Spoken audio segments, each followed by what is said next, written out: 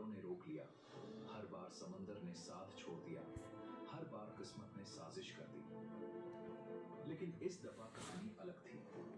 इस दफा मैदान में एक ऐसा सुल्तान था जो सिर्फ जोर से नहीं, जहन से लड़ता था। और जब तलवार से रास्ता ना मिले तो स्ट्रेटजी से नया रास्ता बनाता था। कॉन्स्टेंटिनोपल सिर्फ एक शहर नहीं था, बल्कि बाइजेंटाइन एम्पायर का दिल था। जिसके पास कॉन्स्टेंटिनोपल होता, उसके पास तिजारत का कंट्रोल होता। इसकी सबसे बड़ी ताकत थी उसकी लोकेशन। 3 तरफ से पानी, एक तरफ से मजबूत जमीन, और जमीन वाली साइड पर ऐसी दीवारें जो सिर्फ पत्थर की नहीं, बल्कि सदियों की इंजीनियरिंग का मुआवजा थी। इन दीवारों के सामने आम तोपखाना बेअसर लगता था। लश्कर कितना भी बड़ा हो, अगर दीवार ना टूटे तो फटे नामुमकिन हो जाती है। ऊपर से गोल्डन हॉर्न नाम की समुंदरी खड़ी थी, जहां दुश्मन ने एक बड़ी जंजीर लगा रखी थी। इस चैन का मकसद सीधा था, किसी भी हमला आवार बहरी जहाज को अंदर घुसने से रोक दो। यानी अगर आप जमीन से आओ तो दीवारें रोकेंगी, अगर सामान, लेकिन या तो साजो सामान कम पड़ गया, या स्ट्रेटेजी पुरानी साबित हुई, या अंदर से मदद ना मिली, या फिर ये शहर अपनी जबरदस्त हिफाजत की वजह से बच निकला। सदियों से एक सवाल सबके जहन में था, आखिर इस शहर को फतेह कैसे किया जाए। कुछ हुक्मरानों ने सीधा फ्रंट अटैक किया। नतीजा, हजारों जानें ज़ाया हो गईं, लेकिन दीवार अपनी जगह कायम रही। कुछ ने नेवल ब्लॉकेड की कोशिश की। नतीजा, गोल्डन हॉर्न की चैन ने रास्ता बंद कर दिया। कुछ ने लंबी सीज स्ट्रैटेजी इख्तियार की। नतीजा, वक्त गुजारता रहा, रिसोर्सेस खत्म होते गए और कैंपेन टूट गया। सबसे बड़ी बात यह थी कि कॉन्स्टेंटिनोपल को सिर्फ फौज से नहीं, सोच से जीता जा सकता था। ये कोई ऐसा मकाम नहीं था जहां बस लश्कर भेज दो और काम खत्म। यहाँ हर कदम पर नई स्ट्रैटेजी चाहिए थी। दुश्मन को कंफ्यूज करना था, उसकी हिम्मत तोड़नी थी, और उसके डिफेंसेस को एक साथ कई सीटों से प्रेशर देना था। और फिर वक्त ने एक ऐसे जवान को जन्म दिया जिसका दिमाग सिर्फ जंग के लिए नहीं, तारीख लिखने के लिए बना था। ये जवान था सुल्तान महमद। उम्र ज्यादा नहीं थी, लेकिन तालीम गहरी थी। जहन तेज था, आंखों में दूर तक देखने की सलाहियत थी। उसने बचपन से सियासत, लश्करी स्ट्रैटेजी, जियोग्राफी और दुश्मन की साइकोलॉजी को समझा। उसने अपने बुजुर्गों की नाकामियां देखी, उनके अधूरे ख्वाब देखे, और उसके दिल में एक बात बैठ गई, अगर ये शहर किसी ने जीतना है तो वो मैं हूं। जब वो तख्त पर आया तो बाहर के दुश्मन उसकी कम उम्री देखकर मुतमईन थे। उन्हें लगा ये जवान सुल्तान जज्बती होगा, गलतियां करेगा और बिजेंटीन एम्पायर कुछ अरसा और सरवाइव कर लेगा। लेकिन उन्होंने एक चीज को अंडर एस्टिमेट कर दिया, महमद का इरादा। उसने कॉन्स्टेंटिनोपल को सिर्फ एक सियासी टारगेट के तौर पर नहीं देखा, उसने इसे एक मिशन समझा। एक ऐसा मिशन जहां नाकामी का मतलब सिर्फ हार नहीं, बल्कि तारीख से पीछे रह जाना था। इसीलिए उसने जल्दबाजी नहीं की, उसने पहले तैयारी की। दुश्मन को स्टडी किया, रास्तों को देखा, समुद्री नक्शा समझा, हिफाजती नुक्ते देखे, और फिर उसने एक ऐसा प्लान बनाना शुरू किया जो पहले किसी ने पूरी तरह से सोचा ही नहीं था। महमद जानता था कि कॉन्स्टेंटिनोपल पर हमला करने से पहले उसके गिर्द का निजाम कंट्रोल करना जरूरी है। अगर सिटी को बाहर से हीट होना अलग मसला, एम मेंटेन करना अलग मसला। यानी महमद के पास पावरफुल वेपन था, लेकिन उस पर पूरा भरोसा करके जंग नहीं जीती जा सकती थी। उससे पैरेलल और प्लान्स भी चाहिए थे। फिर वो दिन आया जब कॉन्स्टेंटिनोपल पर रस्मी मुहासरा शुरू हुआ। ऑटोमन लश्कर शहर के बाहर जम गया। हर तरफ camp, artillery positions, command tents, supply movement, सिपाहियों की आमद और रफ्त और जंग की तैयारी नजर आती थी। बिजेंटीन तरफ भी सुकून नहीं था। उन्हें पता था कि इस दफा हमला आम नहीं, इस दफा सामने एक ऐसा सुल्तान था जिसे अंडर एस्टिमेट करना महंगा पड़ सकता था। पहला प्रेशर नेचुरली जमीनी फ्रंट पर आया। तोपखाना अपनी पोजीशन पर था। फौज वेव के बाद वेव अटैक के लिए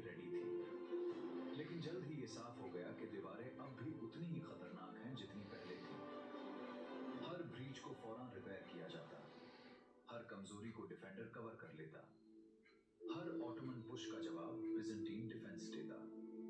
दुश्मन के पास भी तजुर्बा था, उनके कमांडर्स जानते थे कि उन्हें बस सरवाइव करना है। अगर सीज लंबी हो जाए और बाहर से मदद मिल जाए तो खेल पलट सकता है। इसीलिए महमद को जल्दी रिजल्ट चाहिए था। उसके पास रिसोर्सेज थे, लेकिन वक्त बेहद कीमती था। अब मसला समंदर का था। अगर ऑटोमन नेवी गोल्डन हॉर्न के अंदर घुस जाती तो सिटी को अंदर से भी प्रेशर मिलता, डिफेंडर्स 2 सिमटोन में टूट जाते। लेकिन बिजेंटीन ने बहुत पहले से एक हैवी चेन गोल्डन हॉर्न के मुहाने पर लगा रखी थी। ये चेन उनकी समुद्री शील्ड थी। जब तक ही सस्ट नहीं थे, उन्होंने मूवमेंट महसूस की। काउंटर माइनिंग शुरू हुई, टनल्स का पता लगाया गया और फिर आग, धुआं और डिफेंस के जरिए उन कोशिशों को नाकाम बनाया गया। लेकिन असल लीडर वही होता है जो हर फेलियर के बाद एक नई सोच के साथ खड़ा हो। और मेहमद अभी थका नहीं था। सीज लंबी होती गई, हर रोज एक नया अटैक, हर रोज एक नया जवाब। शहर के अंदर लोग थक रहे थे, खौफ बढ़ रहा था, राशन कंसर्न बन रहा था। बाहर ऑटोमन कैंप में भी प्रेशर था। हर नई स्ट्रैटेजी का मतलब नया खर्चा, नया रिस्क और नई उम्मीद। लेकिन फर्क ये था कि बिजेंटीन सिर्फ बचने ही लोगों के नाम करती है जो नामुमकिन को लॉजिस्टिक्स में कन्वर्ट कर देते हैं। रात के अंधेरे में तैयारी हुई, रास्ता बनाया गया, लकड़ियों को इस तरह बिछाया गया कि वो रोलिंग सपोर्ट का काम दें। उन पर चिकनाई लगाई गई ताकि फ्रिक्शन कम हो। जानवरों, आदमियों और इंजीनियरिंग कोऑर्डिनेशन के जरिए जहाजों को धीरे धीरे मूव किया गया। ये सिर्फ फिजिकल ऑपरेशन नहीं था, ये सीक्रेसी ऑपरेशन भी था। अगर बिजेंटीन को पहले पता चल जाता तो वो तुरंत काउंटर करते। और फिर वो लम्हा आया जब सुबह दुश्मन ने देखा कि ऑटोमन कश्तियां वहां मौजूद हैं जहां उन्हें कभी होना ही नहीं चाहिए था। सोचिए उस शौक को। जो रास्ता चैन ने रोका था, महमद ने उसका मतलब ही खत्म कर दिया। बिजेंटीन की समुद्री स्ट्रैटेजी एक रात में आधी टूट गई। अब सिटी पर सिर्फ जमीन से नहीं, अंदर की तरफ से भी प्रेशर था। डिफेंडर्स को अपनी पोजीशंस डिवाइड करनी पड़ी, रिसोर्सेज स्ट्रेच होने लगे। ने ये पैगाम दे दिया कि वो रूल बुक से जंग नहीं लड़ रहा। जंग में सिर्फ तलवार और तोप नहीं चलती, दिमाग भी चलता है। जब दुश्मन ये महसूस कर ले कि सामने वाला हर बार नई चाल चल सकता है, तो उसका हौसला धीरे धीरे टूटने लगता है। कॉन्स्टेंटिनोपल के डिफेंडर्स के साथ भी कुछ ऐसा ही हुआ। उन्हें लगता था चैन उनकी हिफाजत है। महमद ने दिखाया चैन सिर्फ एक इल्यूजन थी। उन्हें लगता था दीवारें उनका सहारा है। महमद ने उन्हें लगातार धूप खाने से प्रेशर में रखा। उन्हें लगता था हमला आवार थक जाएगा। महमद ने हर फेलियर के बाद नया रास्ता निकाला। यही असली लीडरशिप होती है। नाकामी को एंड नहीं, डेटा समझो। हर हार से सीखो, हर रुकावट को मैप करो, फिर उसके लिए नई स्ट्रैटेजी बनाओ। महमद सिर्फ शहर पर हमला नहीं कर रहा था, वो बिजेंटाइन कॉन्फिडेंस पर हमला कर रहा था। अब स्टेज तैयार थी फाइनल असॉल्ट के लिए। तोपखाना लगातार दीवार को कमजोर कर चुका था। नेवल प्रेशर नया फ्रंट खोल चुका था। डिफेंडर्स थक चुके थे। सिटी के अंदर अनसर्टेनिटी थी और महमद जानता था कि अब एक फैसला कुन धक्का देना होगा। ऐसे मौकों पर लीडर की जुबान भी हथियार होती है। अक्सर फाइनल बैटल से पहले अल्फाज फौज की रूह को गर्म कर देते हैं। सिपाही तब सिर्फ तन से नहीं, यकीन से लड़ते हैं। महमद ने भी अपनी फौज को समझाया होगा कि ये सिर्फ एक जंग नहीं, ये वो लम्हा है जिसके बाद नाम याद रखे जाएंगे या भूल दिए जाएंगे। हर कैंप में हिफाजती तैयारी, हर मोर्चे पर कोऑर्डिनेशन, हर कमांडर को उसका रोल दिया गया। ये कोई बेतरतीब रश नहीं था, ये कैलकुलेटेड फाइनल स्ट्राइक थी। फिर वो सुबह आई जिसने सब कुछ बदल दिया। आसमान पर धूल थी, हवा में गन पाउडर था, जमीन पर लरसती हुई कदम की आवाज थी। तोपखाना गरजा, मोर्चे हिल गए, सिपाही बढ़े, हर तरफ से प्रेशर डाला गया। डिफेंडर्स ने भी अपनी पूरी ताकत लगा दी। उन्हें मालूम था अगर ये फ्रंट टूट गया तो शहर बचाना मुश्किल हो जाएगा। लेकिन ऑटोमन पुश इस दफा मुख्तलिफ था। ये सिर्फ एक जगह का अटैक नहीं था, ये लेयर्ड था। दीवार पर ब्रीच पॉइंट्स पर प्रेशर, अंदर की सिल्क से नेवल थ्रेट और लगातार साइकोलॉजिकल एग्जॉस्शन सब मिलकर काम कर रहे थे। एक लम्हा ऐसा आया जब डिफेंस लाइन में कमजोरी नजर आई, और जंगों में बस ऐसे ही लम्हे फैसला करते हैं। जहां 10 मिनट पहले सब ठीक लगता है, वहां अगले 10 मिनट में सल्तनत गिर सकती है। ऑटोमन फौज ने इसी कमजोरी को पकड़ा, जोश के साथ, जोर के साथ, और उस यकीन के साथ जो सिर्फ उन लश्करों में होता है जो लंबे अरसे से एक ही मकसद के लिए लड़ रहे हों। आखिरकार ब्रीच हुआ, रास्ता बना, और वो शहर जो सदियों तक बाहर वालों को रोकता रहा, उसके अंदर फतेह की आहट गूंजने लगी।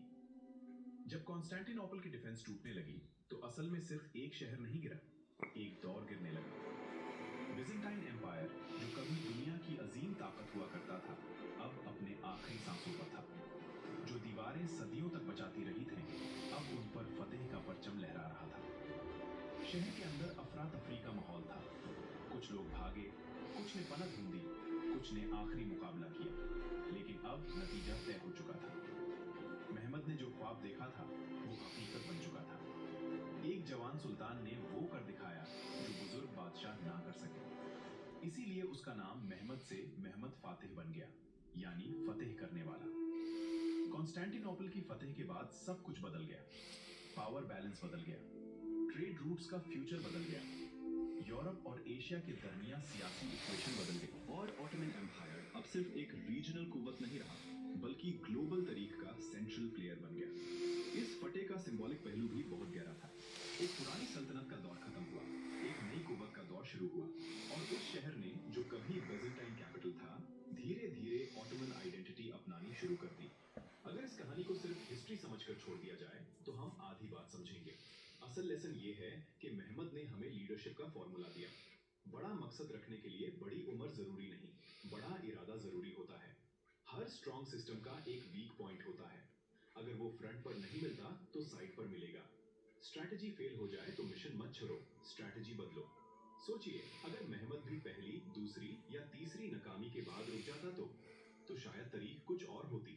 लेकिन उसने रुकना नहीं सीखा, उसने सोचना सीखा, उसने अडैप्ट करना सीखा, और इसीलिए 8 सदियां गुजर जाने के बाद भी उसका नाम जिंदा है। क्योंकि कुछ लोग सिर्फ मुल्क नहीं जीते, वो वक्त जीते हैं, वो याद जीते हैं, वो तारीख जीते हैं। ये थी कॉन्स्टेंटिनोपल की फतेह की कहानी। एक शहर की नहीं, एक इरादे की कहानी। एक दीवार की नहीं, एक दिमाग की कहानी। और एक जंग की नहीं, एक ऐसे मिशन की कहानी जो 800 साल तक अधूरा रहा, और फिर एक जवान सुल्तान ने उसे मुकम्मल कर